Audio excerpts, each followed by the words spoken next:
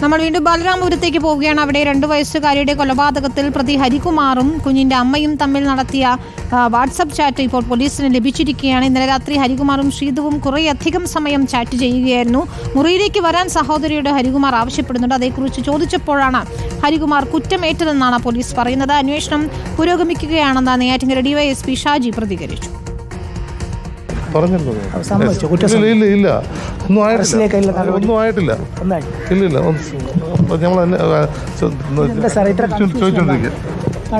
ഉണ്ടല്ലോ, അതുകൊണ്ടാണല്ലോ. ഒന്നും ആയില്ല കാരണം കിട്ടാത്തോണ്ടാണോ? ഇല്ല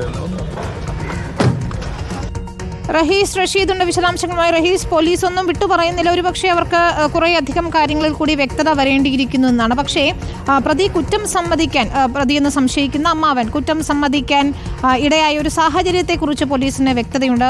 ശ്രീതുവുമായുള്ള വാട്സപ്പ് ചാറ്റ്, അതേക്കുറിച്ച് ചോദിച്ചപ്പോഴാണ് കുഞ്ഞിനെ കൊലപ്പെടുത്തിയതാണ് എന്ന് സമ്മതിച്ചതായി മനസ്സിലാക്കുന്നത്. ഇക്കാര്യങ്ങളിൽ പോലീസ് പറയുന്ന കാര്യങ്ങൾ നിലവിൽ എന്താണ്? ഇതിൽ അമ്മയിലേക്കും അമ്മാവനിലേക്കുമായി അന്വേഷണം ചുരുങ്ങിയിരിക്കുന്നു അല്ലേ? യസ്വിനി, ഇത് അങ്ങനെ തന്നെയാണ്. അടിക്കടി രാവിലെ മുതൽ മൊഴി മാറ്റി പറയുകയായിരുന്നു ഹരികുമാർ. കാരണങ്ങൾ പലതു പറഞ്ഞു. ഒന്നും അറിഞ്ഞിട്ടില്ല എന്ന് ആദ്യം പറഞ്ഞു. പിന്നീട് പോലീസിനോട് തട്ടിക്കയറി നിങ്ങൾ അന്വേഷിച്ച് കണ്ടെത്തൂ എന്ന് പോലീസിനോട് തിരിച്ചു പറയുന്ന അവസ്ഥയിലെത്തി. പല കാരണങ്ങൾ, അതായിരിക്കാം സംഭവിച്ചിട്ടുണ്ടാവുക, ഇതായിരിക്കാം സംഭവിച്ചിട്ടുണ്ടാവുക എന്നൊക്കെ പറഞ്ഞു. പോലീസ് ആകെ കൺഫ്യൂസ്ഡായി ആ സമയത്തൊക്കെ. അതിനുശേഷമാണ് ഇവരുടെ ഫോൺ ഇവിടെ കസ്റ്റഡിയിൽ എടുത്ത് ചോദ്യം ചെയ്യുന്ന ആളുകളുടെ ഫോണ് പോലീസ് വാങ്ങിയത്. ഫോൺ വാങ്ങി വാട്സപ്പ് ചാറ്റുകൾ നോക്കിയപ്പോഴാണ് ഇന്നലെ രാത്രി ഈ ഹരികുമാറും സഹോദരി ശ്രീതുവും തമ്മിൽ കുറേയധികം സമയം ചാറ്റ് ചെയ്തിട്ടുണ്ട് എന്ന വിവരം പോലീസിന് കിട്ടുന്നത്. ആ ചാറ്റിൽ പറയുന്ന ചില കാര്യങ്ങൾ പോലീസ് പറഞ്ഞു. അതിലൊരു വ്യക്തത വന്നിട്ട് അത്തരം കാര്യങ്ങൾ നമുക്ക് ഷെയർ ചെയ്യാം. അതിനുശേഷം ഈ ചാറ്റിൽ നിന്ന് ഇത്തരം വിവരങ്ങൾ കിട്ടിയെന്ന് ഹരികുമാറിനോട് പറഞ്ഞില്ല. പകരം ശ്രീതുവിനോട് പോലീസ് ഉദ്യോഗസ്ഥർ, ഹരികുമാറിൻ്റെ ഫോണിൽ നിന്നാണ് ഈ ചാറ്റ് കിട്ടുന്നത്, ശ്രീതുവിനോട് പോയിട്ട് ഈ ചാറ്റിനെ കുറിച്ച് ചോദിച്ചു. അപ്പോൾ ചില കാര്യങ്ങൾ ശ്രീതു പോലീസിനോട് കുറ്റസമ്മതമായി പറയുകയായിരുന്നു. അതിനുശേഷം ആ വിവരങ്ങളും ചാറ്റും ശ്രീതു പറഞ്ഞ വിവരങ്ങളും വെച്ച് ഹരികുമാറിനെ പോയി ചോദ്യം ചെയ്തപ്പോഴാണ് കുറ്റം ഏറ്റ് പറഞ്ഞത്. ഇന്ന രീതിയിലാണ് കൊലപ്പെടുത്തിയത്, ഇന്ന കാര്യത്തിലാണ് കൊലപ്പെടുത്തിയത് എന്ന് പറഞ്ഞത്. അത് ഏതാണ്ട് ഒരു അരമണിക്കൂർ കഴിഞ്ഞു അത് കുറ്റം ഏറ്റെടുത്തിട്ട്. അതിനുശേഷം ഇപ്പോൾ ഏറ്റവും ഒരു 5 മിനിറ്റ് മുമ്പ് പോലീസ് ഉദ്യോഗസ്ഥരോട് സംസാരിക്കുമ്പോൾ അതിൽ നിന്നും മാറുകയാണ്. മറ്റെന്തൊക്കെയോ കാരണങ്ങൾ, കുറ്റമേറ്റെടുത്തു, പക്ഷെ കാരണം പറയുന്നതിൽ നിന്ന് വീണ്ടും മാറുകയാണ്. നേരത്തെ പറഞ്ഞ കാരണമല്ല, ചാറ്റുമായി ബന്ധപ്പെട്ട അത് ഇന്ന സാഹചര്യത്തിലുണ്ടായ ചാറ്റാണെന്ന് പറയുന്നു. കൊലപ്പെടുത്താൻ കാരണം മറ്റൊരു കാരണമാണ് എന്ന തരത്തിൽ പറയുന്നുണ്ട്. അതെന്താണെന്ന് പോലീസ് പുറത്തേക്ക് വിട്ടിട്ടുമില്ല. ഇവർക്ക് ഈ പ്രതികളെന്ന് സംശയിക്കുന്ന ആളുകൾക്ക് പോലീസ് ഭക്ഷണം മറ്റും ഉച്ചയ്ക്ക് സാധാരണഗതിയിൽ കൊടുത്തിരുന്നു. ഹരികുമാർ എനിക്ക് ഭക്ഷണം വേണ്ട എന്ന നിലപാടാണ് സ്വീകരിച്ചതെന്ന് അന്വേഷണ ഉദ്യോഗസ്ഥർ പറയുന്നു.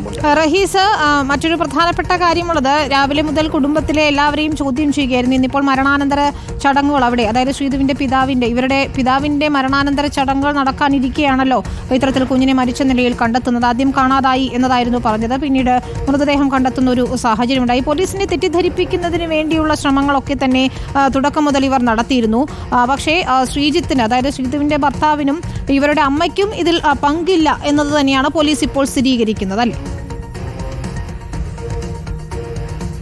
അങ്ങനെ തന്നെയാണ്. ആ ഒരു നിഗമനത്തിൽ ഏതാണ്ട് ഒരു 2 മണിക്കൂർ മുമ്പ് പോലീസ് എത്തി. കാരണം കൂടുതൽ ചോദ്യം ചെയ്ത് ഒറ്റയ്ക്കൊറ്റയ്ക്ക് ഓരോ ആളുകളെയും ചോദ്യം ചെയ്തപ്പോൾ ഇതിൽ കുറ്റകൃത്യം നടത്താൻ സാധ്യതയുള്ള ആളുകൾ ശ്രീതുവും ഹരികുമാറുമാണ് എന്ന നിഗമനത്തിൽ പോലീസ് എത്തി. അതിനുശേഷം ശ്രീജിത്തിനെയും ഒപ്പം ഹരികുമാറിൻ്റെയും ശ്രീതുവിൻ്റെയും അമ്മയായ ശ്രീകലയും പോലീസ് ചോദ്യം ചെയ്യൽ നിർത്തിയിട്ടുണ്ട്. പക്ഷേ അവർ സ്റ്റേഷനകത്ത് തന്നെയാണുള്ളത്. അന്തിമമായൊരു രൂപം വന്നതിന് ശേഷം മാത്രമായിരിക്കും അവരെ പുറത്തേക്ക് വിടുക.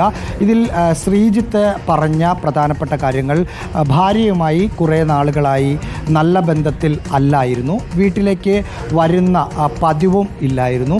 ഇന്ന് ഭാര്യയുടെ അച്ഛൻ്റെ 16 ചടങ്ങുമായി ബന്ധപ്പെട്ട പരിപാടികൾ ഉള്ളത് കൊണ്ട് മാത്രമാണ് ഇന്നലെ രാത്രി വീട്ടിലേക്ക് വന്നത്.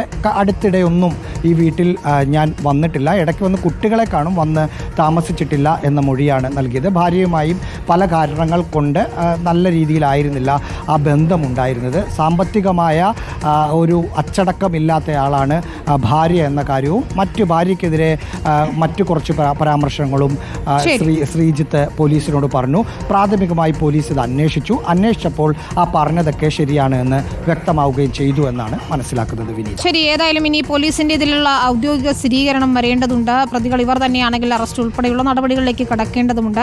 ഏതായാലും ഒരു വ്യക്തത വന്നിരിക്കുന്നു എന്നാണ് മനസ്സിലാക്കുന്നത്. അമ്മയിലേക്കും അമ്മാവനിലേക്കും അന്വേഷണം മാറുകയാണ്.